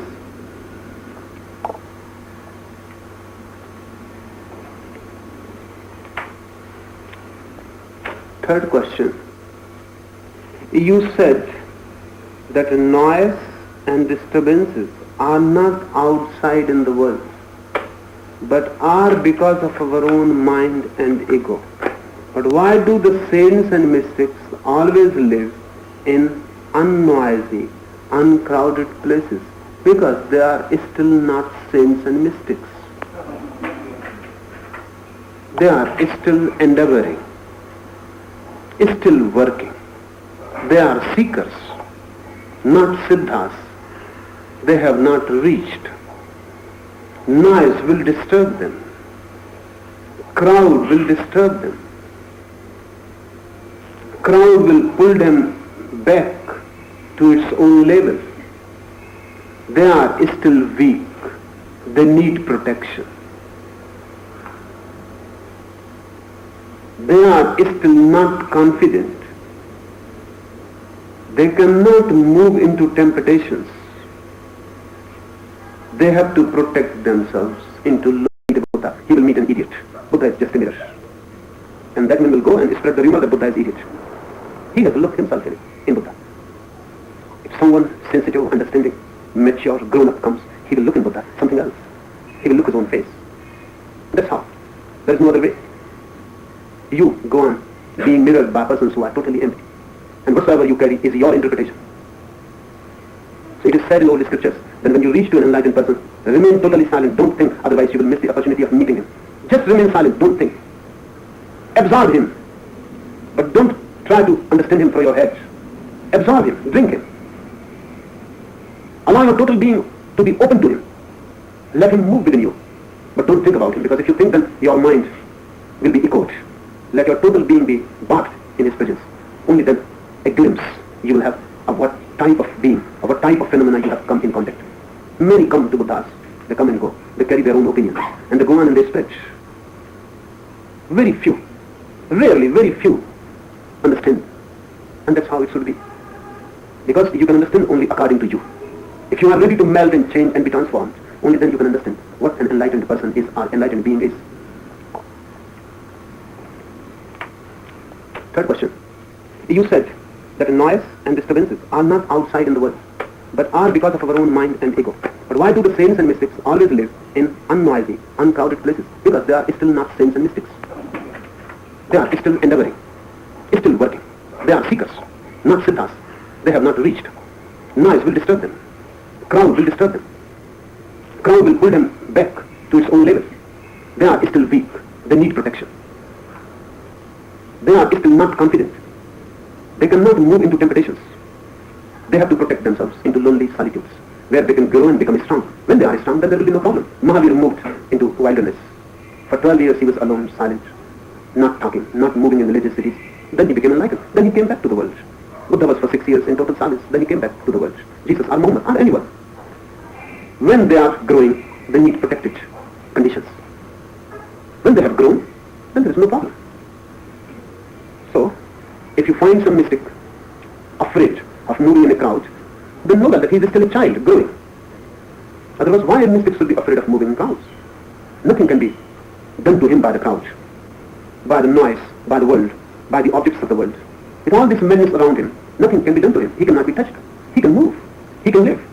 Anywhere it happens to his emptiness to live, he can live. But in the beginning, it is good. It is good to be alone, to be in a harmonious natural surrounding. So remember, don't think that because you live in a noisy Bombay, you are a mystic, or you have grown up and have become a siddha. If you want to grow, you will also have to move sometimes, for some definite periods, into loneliness, moving out the crowd, out of the concerns of the world, relations of the world, objects of the world, moving in such a place where you can be alone, not disturbed by others, and you can be disturbed as you are now. But once you have the strength, once you have the inner power, once you are crystallized, and you know now no one can settle your inner center, you can move anywhere. Then the whole world is lonely. And wherever you are is wilderness. Then the space of silence moves with you, you are the creator of it. Then around you, you can create your own inner silence. So wherever you move, you are in silence. No one can penetrate that silence. No noise can disturb it. But unless the crystallization has happened, don't believe that you will not be disturbed. You are disturbed. Whether you know it or do not know it. Really, you are so disturbed that you cannot know it. You have become accustomed to disturbance. Your every nerve is on edge. You are continuously disturbed. Now you don't feel disturbance. Even to feel disturbance, sometimes you need not to be disturbed. Only then you can feel in contrast. You are continuously disturbed. You have become accustomed, habitual. You think this is how life is. It would be good if you move for some time to the Himalayas. It would be good to go into some remote village, a remote forest, and be alone for a few days, silence, as if the whole humanity has disappeared. Then come back to Bombay. Then you will know what disturbance you have been living in. You will be suddenly disturbed. No, you can contrast. You are having an inner music, it is settled. For seekers, it is good. For siddhas, it is irrelevant. And there are two types of wrong people. First type, if you say to them that it is you who are disturbed, situation is irrelevant, then they will never go into solitariness to have a glimpse of what silence is. Then they will remain here and they will say, nothing disturbs. It is we really, not the surrounding. So remain here. And they are disturbed. But the theory will become a rationalization. And then there are other people, the other type, other wrong people. If you say to them that move to silence, move to solitude, it will help. They will move, but then they will never come back. Then it becomes an addiction. Then they will remain weak forever. Then they will always feel afraid of coming back to the world. Then their solitariness has not been a help. Rather, it has become a hindrance. They are not more strong through it. They have become weaker. Now they cannot move into the world. These both types are wrong. Be the third type, which is the right type. In the beginning, know well that you are disturbed by circumstances. So try, sometimes, manage to move out of them. And then when you are out of them, whatsoever silence you attain, bring it back to your circumstances and try to preserve it. If you can preserve it in the circumstances, only then the theory would have become an experience. Then you know nothing disturbs. Then you know it is you, ultimately, who is disturbed or not disturbed. But make it an experience. Just as a theory, it is useless.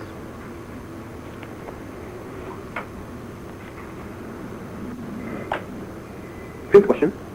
It is one thing to realize cosmic consciousness on earth and transcend body. But how does realized ones know, fast sure, that this consciousness is eternal and will remain after the death of the body? First thing, they don't bother about it. They are not worried about it, that it should remain or not. It is you who are worried. They don't think of the next moment. Next life is just irrelevant. Even the next day, next moment is not a point of concern. It is you who always asks of something in the future, something of the future. Why? Because your present is just empty.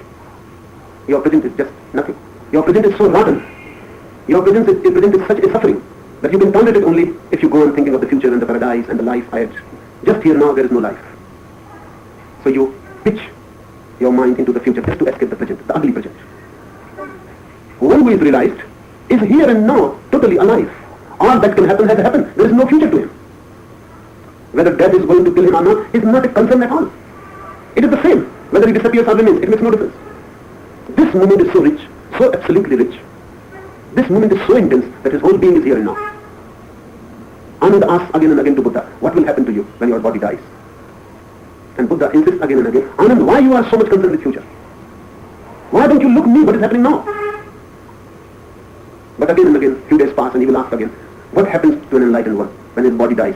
Because he is afraid about himself. He is afraid, he knows that when the body dies, there is no possibility to revive. There is no possibility to remain. There is no possibility to be. And he has not attained anything.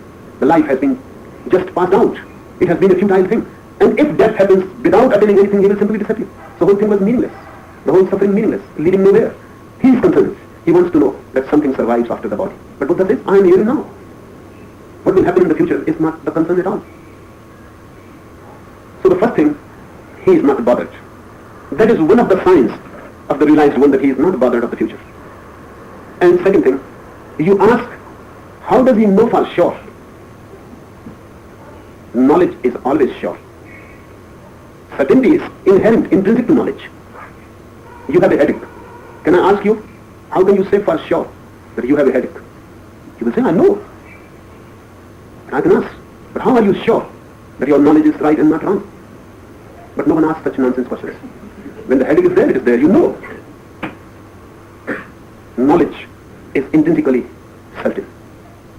When one is enlightened, he knows. He is enlightened. And he knows that he is not this body. And he knows that inside is just a vast space. And space cannot die. Things can die. Space cannot die. Just think this room. We can destroy this building, this woodland. But we cannot destroy the roominess in this room. Or can you destroy it? The walls can be destroyed. But we are sitting here in this roominess, space. The walls can be destroyed, but how can you destroy this room? Not the walls, but the space here. The whole woodland may disappear. It will disappear one day. But this space will remain. Your body disappears. Because you don't know the inner space, you are afraid. And you want to know it for sure.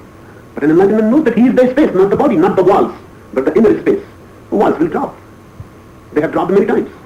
Inner space will remain. It is not something he has to find proofs for it. It is his immediate knowledge. He knows it, that's all. Knowledge is intrinsically certain. And if your knowledge is uncertain, then remember, it is not knowledge. People come to me and they say, our meditation is going very well. We are feeling very happy. And then suddenly they ask me, what you say about? Is our happiness really there? Are we really happy? They ask me. They are not certain about their happiness. What type of knowledge is this? They are simply pretending, but they cannot deceive. They are thinking, they are hoping, they are wishing, but they are not happy. Otherwise, what is the need to ask me? I will never go to ask anybody whether I am happy or not. Why I should? If I am happy, I am happy. If I am not, I am not. And who else can give a proof for it? If I cannot be a witness, who will be a witness for me? And how the other can be a witness? So sometimes I play games, sometimes I say, yes, you are so happy. You are absolutely happy. And they become more happy just hearing me. And sometimes I say, no, you don't so. There is no indication. You are not happy, you must have been drinking. And they drop. Their happiness disappears, they become sad. What type of happiness is this? With just by saying that you are happy increase, just saying that you are not disappears. They are just trying to be happy, they are not. This is not knowledge. This is just wish fulfillment. They hope and they think they can deceive themselves by thinking that they are happy, believing that they are happy, finding some proof, finding some certificate from somewhere that they are happy. They think they will create happiness. It is not so easy. When something happens in the inner world, you know it has happened. You need not any certificate. You don't need. The very search that someone should approve is childish. It shows you long for happiness, but you have not attained it. You don't know. It has not happened to you. One who is realized is always certain. And when I say certain, sure, absolutely sure, I don't mean that he feels some uncertainty somewhere. And against that uncertainty he feels certain. No. He is simply certain. There is no question of uncertainty. I am alive. Am I certain about it? That I am alive? Sure about it. There is no question. There is no question of certainty. It is absolutely certain. It is not to be decided. I am alive. Socrates was dying, and someone asked him, Socrates, you are dying so easily, so happily. What is the matter? Are you not afraid? Are you not scared? And Socrates said, a very beautiful thing he said. He said, only two things are possible. After I am dead, either I will be or I will not be. If I am not, then there is no question. No one is there to know it, even to know that I am not. The simply whole thing disappears. And if I am there, then there is no question. I am. Only two are the possibilities. Either I will be or I will not be. And both are okay. If I am, then the whole thing continues. If I am not, then there is no one to know, so why are we worried?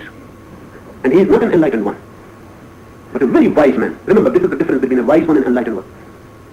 A wise one thinks deeply. When he takes intellectually into everything and comes to a conclusion, he is a very wise man. He says two are the alternatives. Logically, he penetrates into the phenomenon of death. Only two are the possibilities. Either I simply disappear, I am no more, or I will remain. Is there any third alternative? There is no third alternative. So Socrates says, I have thought about both. If I remain, then there is no question to be worried. If I am no more, there is no one to worry. So why be worried now? I will see what happens. He is not in the know. He doesn't know what is going to happen. But he has wisely thought about it. He is not a Buddha. He is the clearest intellectual possible. But even if you can become wise, not enlightened, because enlightened is neither. He is neither wise nor ignorant. He has transcended the duality. Even if you can become wise, you will feel relaxed. Even if you can become wise, you will feel very contented. But wisdom is not the goal of Tantra or Yoga. Tantra and Yoga, they aim for the supreme. The point where wisdom and ignorance both are transcended. One simply knows, not thinks. One simply looks and is aware.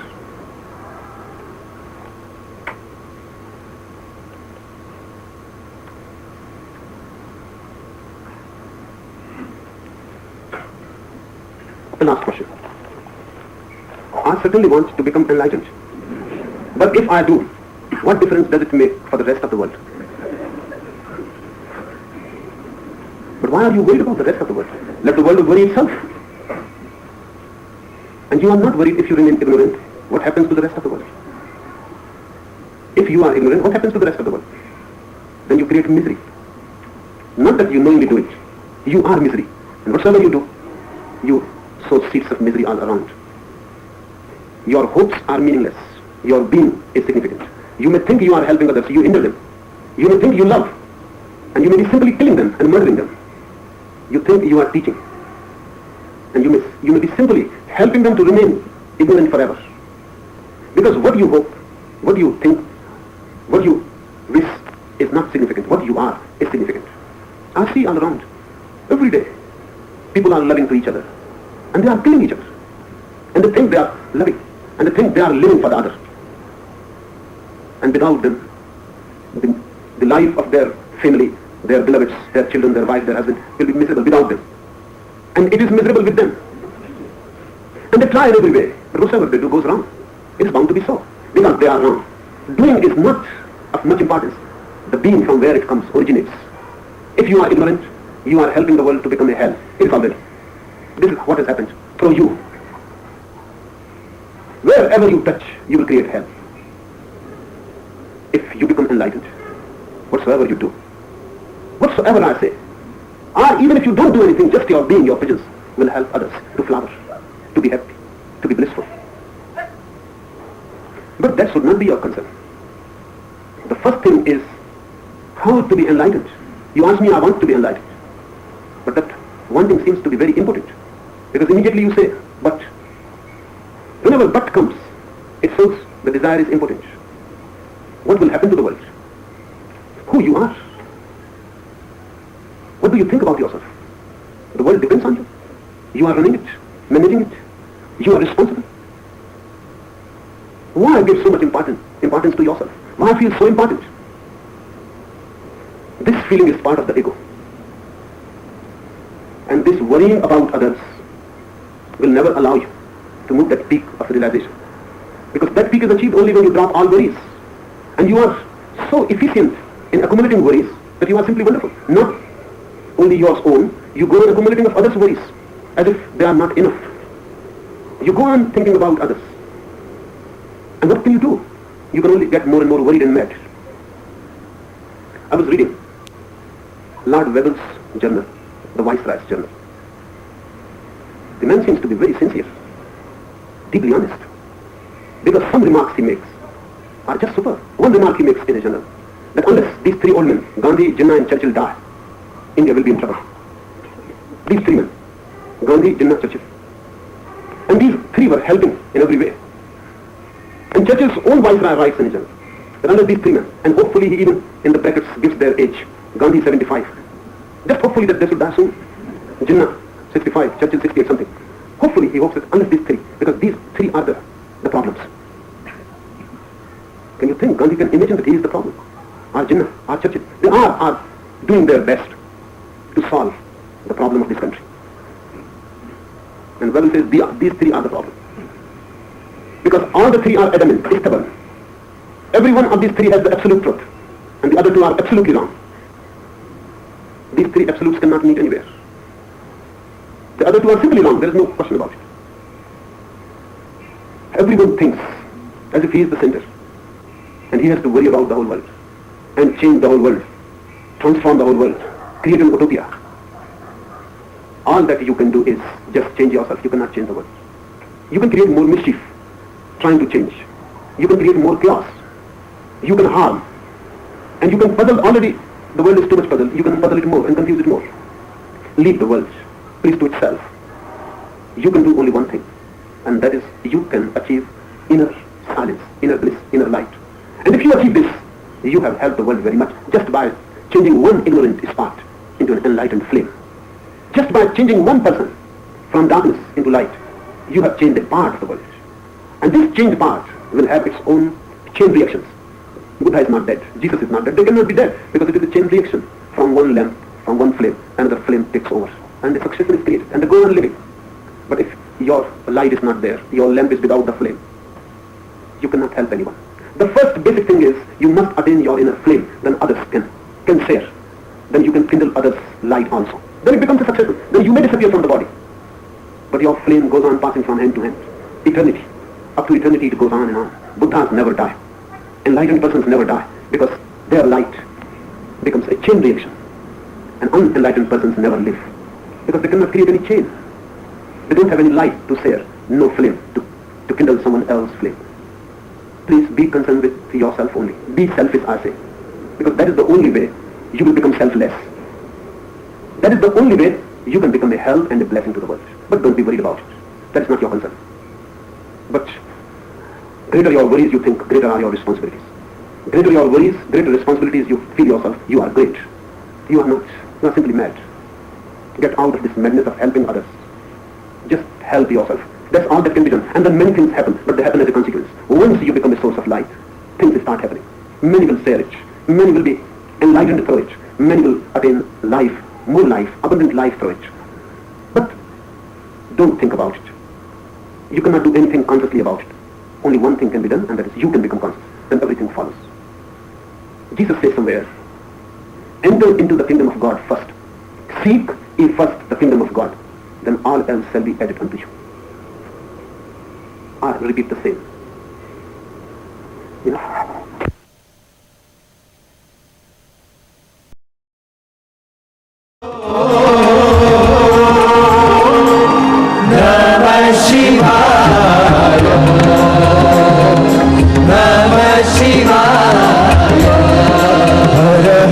Mahadeva Shambho, Mahadeva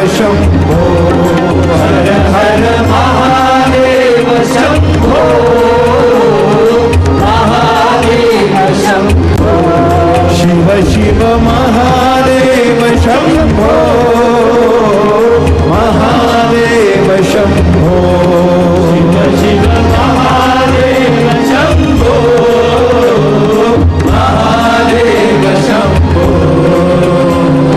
Jai Jai Shiv Shambho